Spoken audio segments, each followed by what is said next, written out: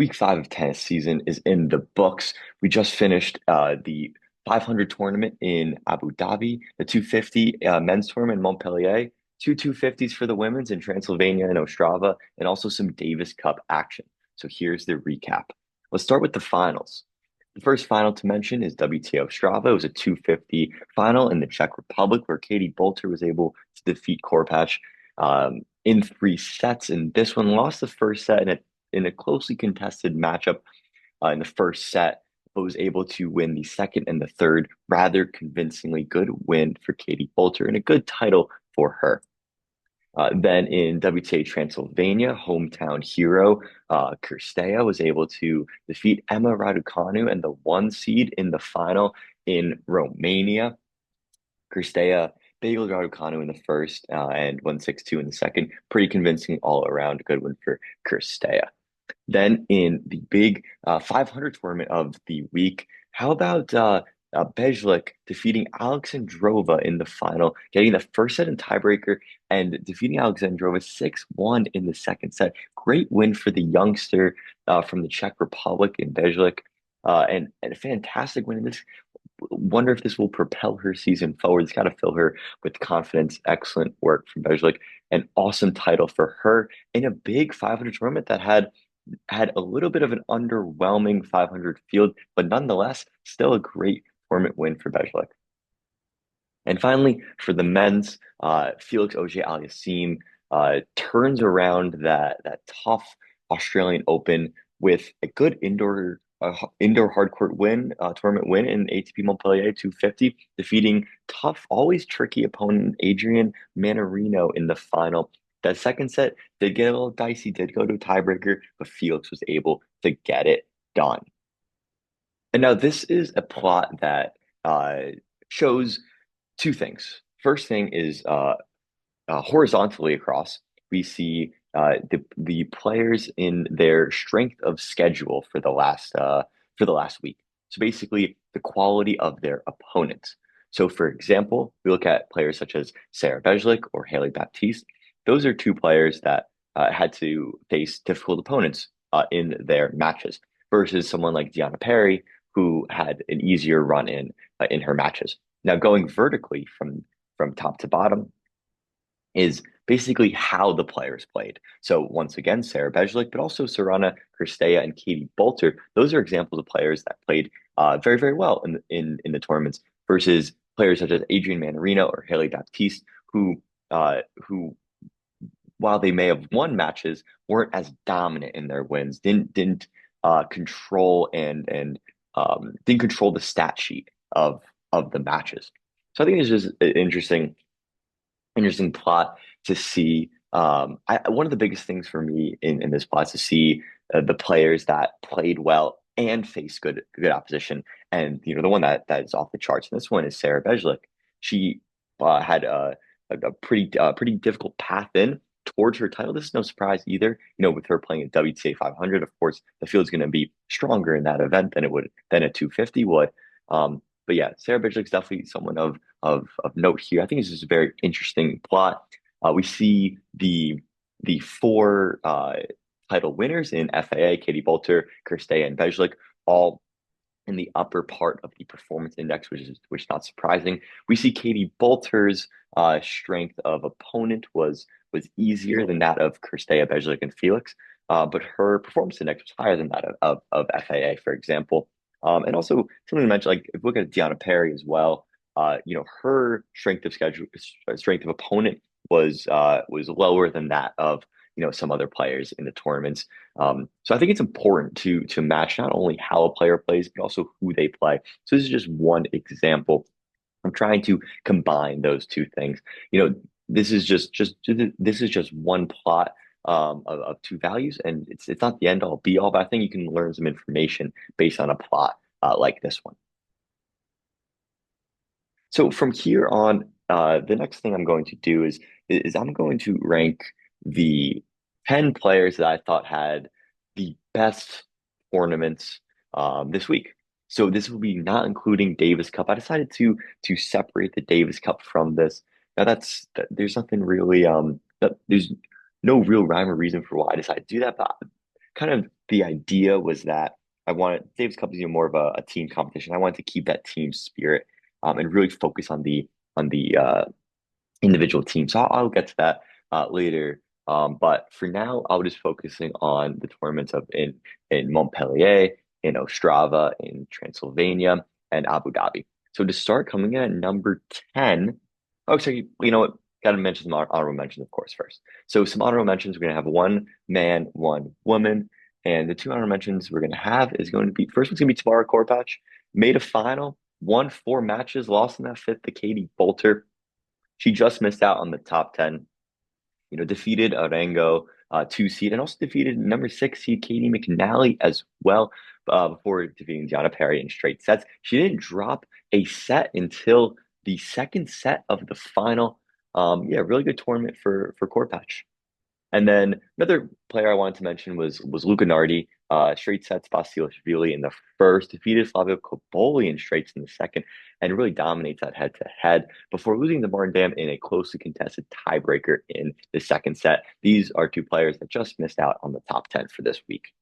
So coming in at number 10 is going to be Arthur Gia, defeated Pericard in the first round. I got a little bit lucky with a walkover, really freak accident there to Pericard getting hit in the eye, and that one wasn't able to continue. And you know what? Gets a little bit lucky too in that second round, but he also, defeated Makic in that first round, and that was a very, very good first set in the first set. I should say first set win for Arthur Gia. Very, very impressive for him. And it was, he could have won the second set as well before Makic ended up retiring before playing a very tightly contested three-setter against Adrian Manarino in the quarterfinal, getting that first set, losing the second and the third, but very close margins in that one. Arthur Gia comes in at number 10. Now, coming in at number 9 is going to be another man, Martin Dam Jr. He had a impressive tournament and a little bit of a surprising tournament. He also had to go through qualifiers to make it here. But in his first round matchup, defeated seven seed Hubert Hurkacz in two sets, a tiebreaker in the first. Very important for him to win that tiebreaker in the first before in the second round defeating Roberto Bautista very, very handedly. Roberto Bautista has not been playing great as of late, getting old, and wonder how many more ATP wins he's got in him. But nonetheless, back to Martin Dam Jr. Going into that quarterfinal, defeated Luca Nardi in a very good match and a very good win for Nardi. And very good wins for Dam, sorry, in that one versus a good opponent in Nardi. And then in the semifinal, kind of similar to Arthur Gia beforehand, was not able to get past Adrian Manarino. The tricky player was able to get Martin Dam, and even after Martin Dam got that first set, all in all, very good tournament for Martin Dam Jr. It comes in number 9 this week. Then number 8, we've mentioned him a couple times before, is going to be Adrian Manarino. Now, on the stat sheet, he didn't wow, but he got the results. That's all that really matters. First match win against Pedro Martinez, got that one done pretty handedly, and then had a brutal battle against Ugo Humbert, losing that first set, but coming back, win the second and the third. The wily fox that Manarino is, defeating Ugo Humbert in a third set tiebreaker. Ugo Humbert, a player that had been playing extremely well on indoor hard courts, always plays well on indoor hard courts. And great win for Manarino in that one. That before defeating Arthur Gia and Martin Dam Jr., players that have been in good form as of late. And then he did make a final, but lost to Felix in that one in straights. Did get that second set to a tiebreaker. His final run leaves him in the number 8 spot in their ranking. And coming in at number 7 is going to be Haley Baptiste. Haley had a win against Kostovic in the first in 3 sets before defeating Emma Navarro in the second round with getting bageled in the second, was able to win the first in a tiebreaker and win the third. Good fight for Baptiste in that one over 4-seeded Navarro before defeating 5th-seeded Samsonova in the quarterfinal. That one going 3 sets before losing to Alexandrova. Had a chance to win the match in the second in a tiebreaker, was not able to get it done. That leaves Haley Baptiste at number 7 for this week. Coming in at number six is Clara Towson. Clara Towson made to the semifinals before losing to Bejlik in ATP Abu Dhabi. She had straight sets win in the first round versus Walters. And straight sets against McCartney Kessler, good, really good quarterfinal win for Towson. She's been playing dominant up to the semifinal and played Bejlik quite well, winning 16 games in the match, but not winning the match. Claire Towson comes in at number six for her semifinal run. And now to some of the big hitters. Number five, Emma Raducanu. This is a player that almost didn't get past that round of 16 match against Juvan. She was in trouble big time in the first set, but ended up figuring out. And then, Bagel in the quarterfinal versus the Pole, Trolinska, and in a straight sets win, and then defeats Oleniakova in the semifinal to make it to a final where she lost in straight sets to Kirstea. Did get bagels in that final. She was having a really really good tournament up until that final. Still a lot to be proud of from Raducanu in this tournament in a tournament that really means a lot to her given her Romanian roots. Now, number four is going to be FAA, title winner in ATP Montpellier, comes in at number four. FAA defeated Stan Wawrinka in the round of 16. Stan Wawrinka, that's a good win in the first round. Stan Wawrinka obviously had a great Australian Open and really seems energized by his retirement tour. And then quarterfinal absolutely demolished Arthur Fils. This was one of those matches looking before the tournament that I really was anticipating. Was curious to see Arthur Fils' level. Sadly, Arthur Fils did not look to be at his tip-top shape. And FAA really did very well to defeat Fils in straights. Then in the semifinal, FAA over Droget in the semifinal. He did lose that second set in a tiebreaker, but bounced back very, very well in the third to win it 6-1 before he defeated Manarino pretty convincingly in the final. Coming in at number three and getting the bronze medal of this week five is going to be Katie Boulter. Katie Boulter was the WTA Ostrava champion, and she had to win five matches to do that. Defeating Havlikova in the first round, did lose a set in that one. Golovic in the round of 16, Fruvertova in the quarterfinal, Volinets in the semifinal, and Korpach in the final. She did lose two sets along the way, but overall had a very good tournament in WTA Ostrava. And coming in number two is going to be Sorana Cirstea, winning WTA Transylvania in her home tournament. Had a good run in. Some notes is that Potapova win in the quarterfinal and a very very dominant performance against Raducanu in the final, getting the bagel in the first and winning 6-2 in the second. Awesome win for Cirstea.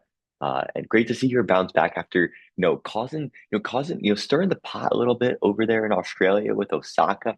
She comes back and she proves it on the tennis court. She goes out and gets a victory at her home tournament. Great from Cirstea, and that puts her with the silver medal in second place for this week. Now, the number one player from this week is going to be Sarah Bejlik and her WTA Abu Dhabi 500 victory. Great run in. She defeated Kruger in the first, Ostapenko in the second, Kartal in the third, and that Kartal match went bagel 2 in the quarterfinal. Defeated three-seeded Towson in the semifinal before backing that up with a defeat against a two-seeded Alexandrova in the final, getting that first set in a tiebreaker and really having a great second set and clinching that title for Sarah Bejlik and the youngster from the Czech Republic. Excited to see what she can do in the upcoming months. So that's it for the top 10. And now it is time for some look at some Davis Cup ties. So let's start. We're gonna go through every single Davis Cup matchup from this weekend and review it, and talk about its implications. Talk about some of the matches in it. Let's start with Germany versus Peru. This is played on an indoor hard court in Germany. This one really not too much to talk about with this one. It was all Team Germany in this one. Yannick Hanfmann defeating Bueno, Struff over Farias. The Germans getting the doubles match. And one thing to note is they did give Justin Engel, the youngster, a Davis Cup match against Gonzalo Bueno in the fourth. Of course, they already had the tie sewn up at that point, but good to see Justin Engel getting that victory against Bueno in that one. So that leaves Germany with facing Croatia in the next round, with Germany having the home field advantage, home court advantage, I should say.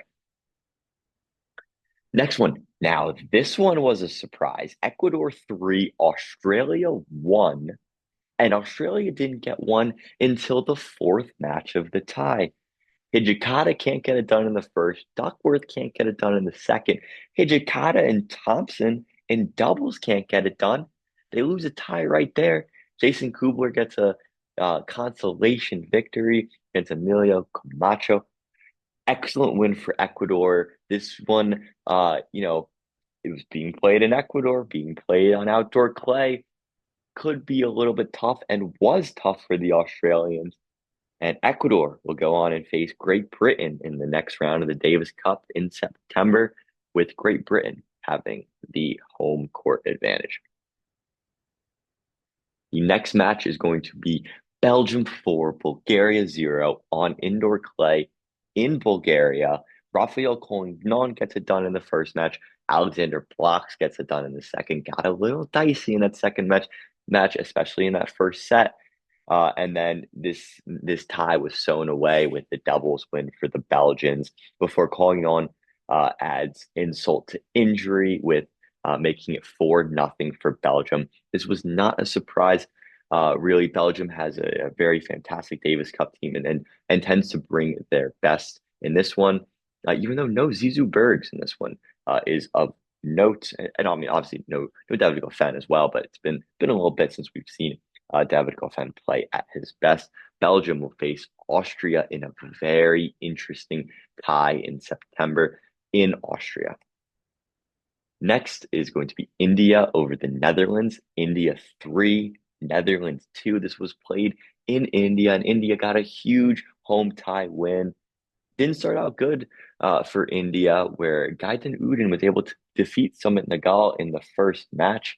And Jesper de Jong not able to get it done against Suresh, a player that ended up winning 2 matches for India, gaining 2 points. And oh, wait, he played in that doubles match as well, giving India being a part of all three of India's points. If you would have told me that India was going to win this tie and Sumit Nagal would have 0 points, I would have called you crazy. Maybe watch out for Suresh in the future. You know what? Let's put some respect to Suresh's name. It's Doc Shine Swar Suresh. Um, and yeah, very impressive from Suresh. Hero performance for him in this tie. And India will go on to face South Korea in the next round of the Davis Cup in South Korea. Now, this one, United States 4, Hungary 0. The big match in this one was Ethan Quinn Marajan in the second match. This was the turning point of the tie. Ethan Quinn was able to get the job done in the third set tiebreaker, winning it 13-11. Excellent atmosphere in this one in Hungary. This is what the Davis Cup is all about. Indoor clay in Hungary, United States. They had to recruit Tommy Paul for this one. Tommy Paul and Ethan Quinn got it done. Even Emilio Nava got on the score sheet as well. And the Americans move on in a tie. 4-0. I feel like it was a little bit more dicier than this. If Hungary was able to get that second match, you never know what could happen in the doubles, and then the entire tie could have been shifted. Instead, Ethan Quinn clutched up, got the win, and the United States will face Czechia in the next round in Czechia. Rematch from last year. France 3, Slovakia 1. This was played on indoor hard court in France. This one, Alex Molcan, able to defeat Alexandre Muller in the first match, but France took care of business from there on out. Rinderknecht over Gambos, Bonzi and Herbert defeating the Slovakian doubles pair, and then Rinderknecht defeating Molcan and ending the storybook run for Molcan in this one. This one was kind of the expected result, and France will go on and play Canada in the next round in Canada. Speaking of Canada, Canada had a very close match against Brazil. This was played in Canada, Canada 3, Brazil 2. Liam Draxel getting that first win for the Canadians. He also he gets the sandwich wins, gets the first and gets the last. When Diallo lost the second match and then Canada lost the doubles, Canada was in trouble. And that the fourth match with Diallo versus Almeida went to a third set tiebreaker and really could have gone either way. Diallo clutched up, was able to get the win for the Canadians, and Canada will face France and Canada in the next match. Czech Republic, this one, not much to say about this one. They took care of business pretty convincingly. Ural Hedge, good to see him after some disappointment in the Australian Open, get a nice straight sets win against Dragos Nikolai Maradas. And then Cercina in the second round, defeating Ollie Wallen, and the Czech doubles getting it done. The Czech will face the United States in the Czech Republic in the next round. And then South Korea, Argentina. We have South Korea 3, Argentina 2. Durante defeating Hyun Chung in the first round in 3 sets. How about Durante? What a start to the season for him. Sunu Kwan over Chungalidi. Not surprised by that result too much. The Argentinian doubles duo made it 2-1 and took a commanding lead in that one before Sunwoo Kwan and Hyun Chung were able to defeat Durante and Chungalidi respectively. Back-to-back wins for the South Koreans at home to move on to the next round. They will face India in a very interesting tie in a match that both countries will feel like they can win and book their spot in the finals for the Davis Cup.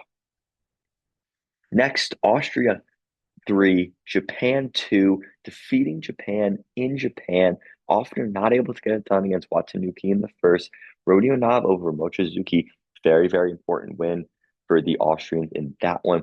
The Austrian was not able to get the doubles tie and instead relied on Lucas Niemeyer and Rodionov in the fifth match to win it for Austria.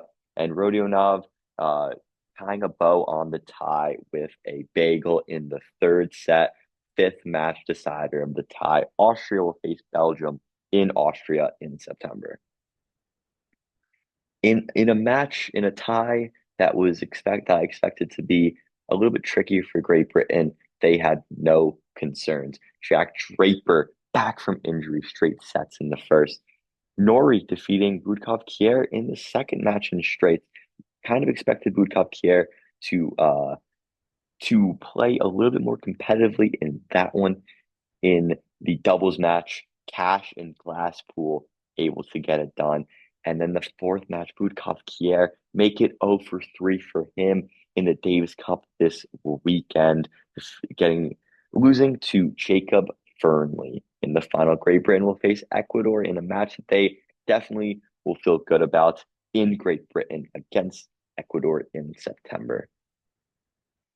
Croatia 3, Denmark 1. Denmark was able to get the first match thanks to Elma Mula, but then Dino Prismic gaining 2 points for the Croatians in the tie before the good doubles duo of Mektic and Pavic were able to get it done for Croatia. Croatia will face Germany in the next round. This match we played in Germany. And then Chile 4, Serbia 0. A dominant display from Chile in this one. This was played in Santiago on the outdoor clay. So definitely have the advantage for the surface for the Chileans. And Barrios Vera in the first over Lajovic. Tabil got it done in the second. The doubles got it done for Chile. And then the fourth one, tie was already sewn up, but Matias Soto was able to get it done anyway to make it 4-0 for Chile. Chile, dark horse in for Chile to make it to the Davis Cup finals. They will be facing off though against Spain. Spain doesn't bring their A team to this one. Uh, watch out. This will also be played in Chile. Now, the last thing to mention is Italy. I didn't mention Italy in this at all, as of course, since they are hosting the Davis Cup finals, they have already qualified. Um, to me, it is quite a shame that they don't have to go through a qualifying process, play these tough matches in these home and away. Um, yeah, it really is disappointing, and to my opinion, kind of unfair for the Italians. Um, they are defending champions, so there is that, of course. But to me, it's a new season. You should have to requalify for the finals. And said this before, but kind of just wish to go back. Not even kind of. I would. I think one of the biggest issues in tennis right now is the state of the Davis Cup. I think these matches have so much potential, so much fun. This weekend had some great atmosphere, some fun environments. This is just the first round. I wish the quarterfinals, the semifinals, and the finals were played, in the countries that are competing in them, and bring back, what was it, 2004 Spain versus United States in a soccer stadium in Spain. Rafael Nadal, what was he, 17, 18 years old at the time, against Andy Roddick. The atmosphere was electric in that. Sadly, we haven't seen that in a while, and I think we could see that again if they return back to home and away ties. In that one. That's it for the Davis Cup. We have to wait till September for the next ties in the Davis Cup. But yeah, at least the matches in September are gonna be played in not in a neutral site. So that's something to be excited about. And you thought that was it for the Davis Cup. We got two more matches to talk about. There's not just the World Group. There's some important matches in the lower levels as well. One interesting one that I saw was China versus Portugal, two countries that are definitely looking to jump their way up a level. And Portugal, good squad that they brought out here in Roca and Borges. Sadly, Nuno Borges not able to get it done for his home country. Enrique Roca able to get it done, but Yibing Wu able to win against Nuno Borges in that second match, and then Triple Z able to get it done over Nuno Borges in the fourth match. Disappointing for Portugal, even though it was a tough draw. China, very good team.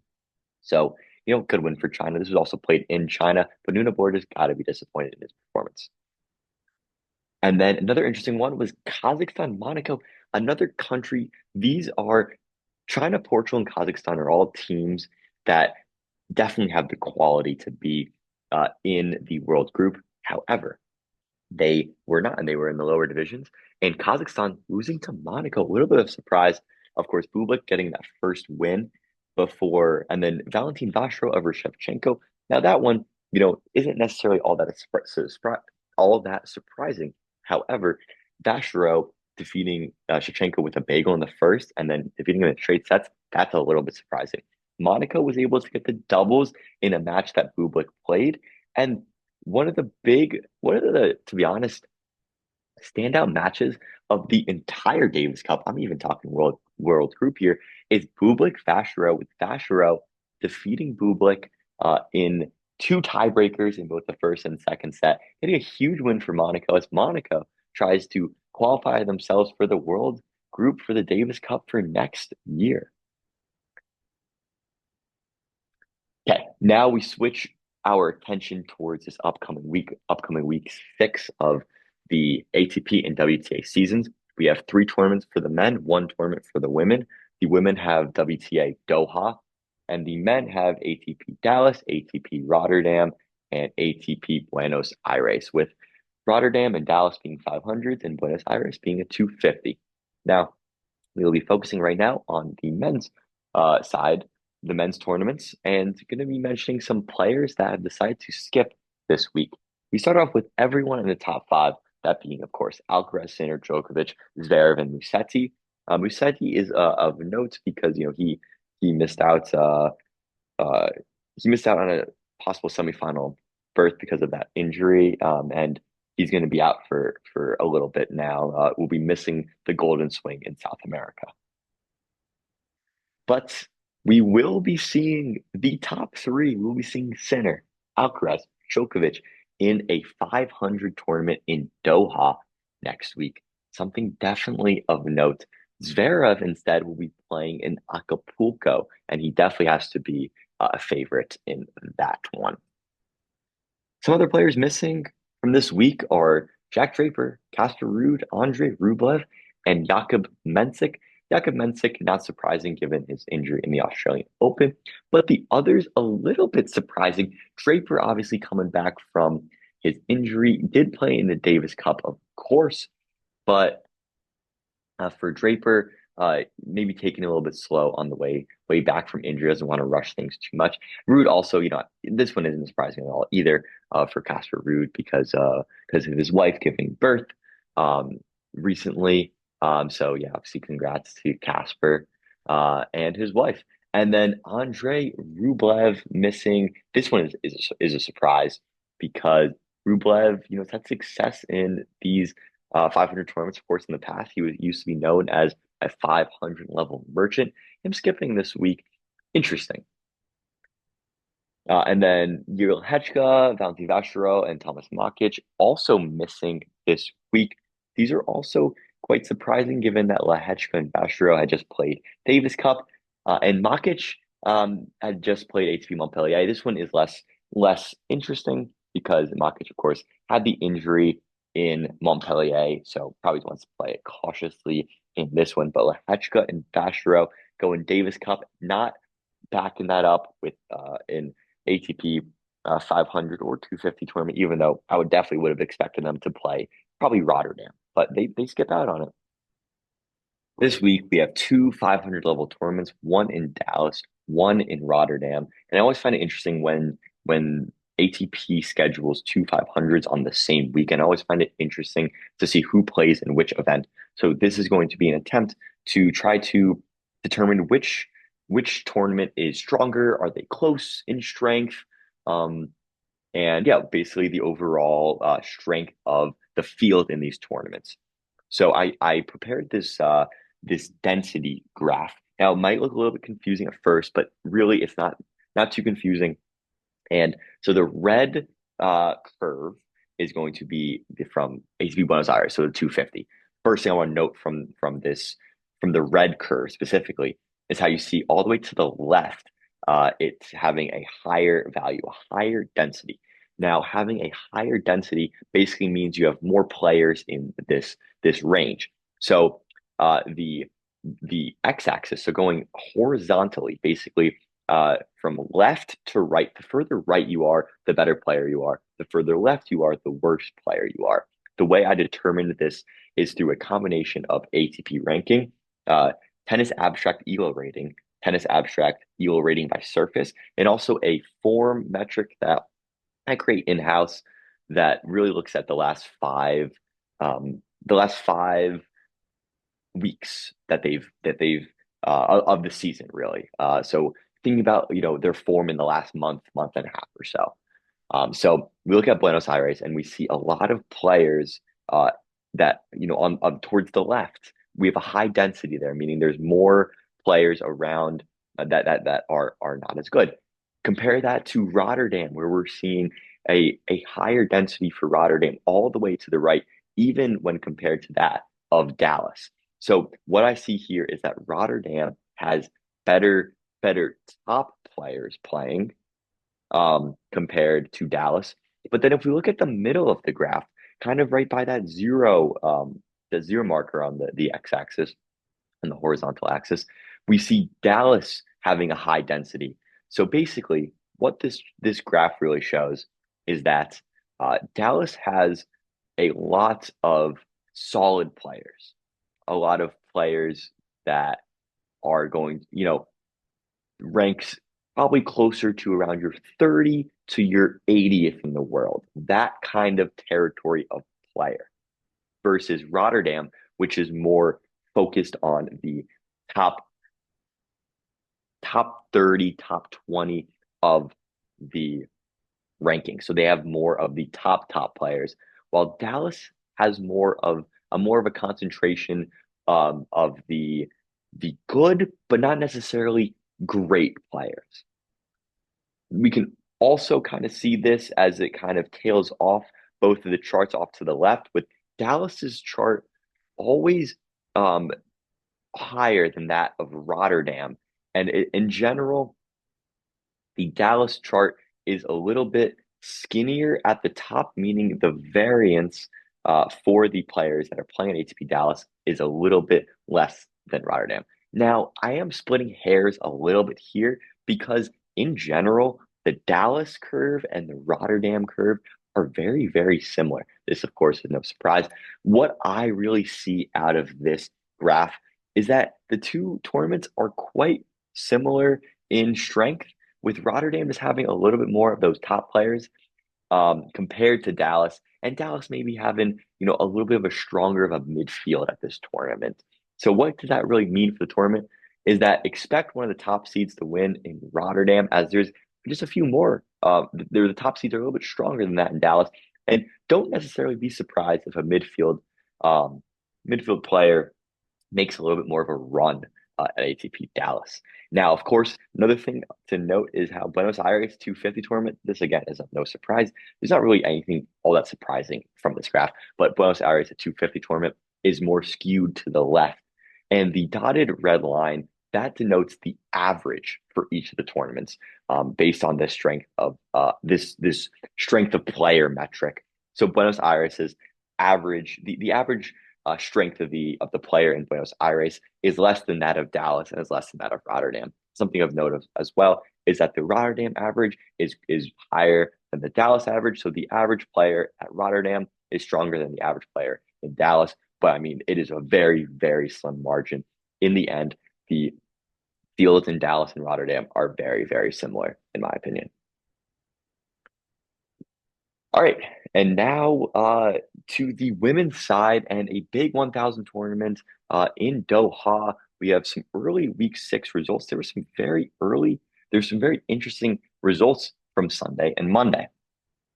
To start, Leylah Fernandez continues a disappointing 2026 with a loss to Ann Lee in the round of 64 in straight sets. We got three-seeded Anisimova losing to Pliskova. Pliskova on the come up in this season in general. She had a pretty good Australian Open, won a couple matches there, and a huge win against Anisimova. A little bit concerning that it ended in a walkover for Anisimova in the round of 32. Mertens, good win against Pavlyuchenkova, but this was a first round match that could have been a little bit dicey for her, but she was able to get it in straight. No concern for Mertens in that one. Deanna Schneider losing to Alicia Parks in a third set tiebreaker. Alicia Parks having that win over Ayala in the Australian Open, now over Deanna Schneider in Doha. Pretty good start to the year for Alicia Parks.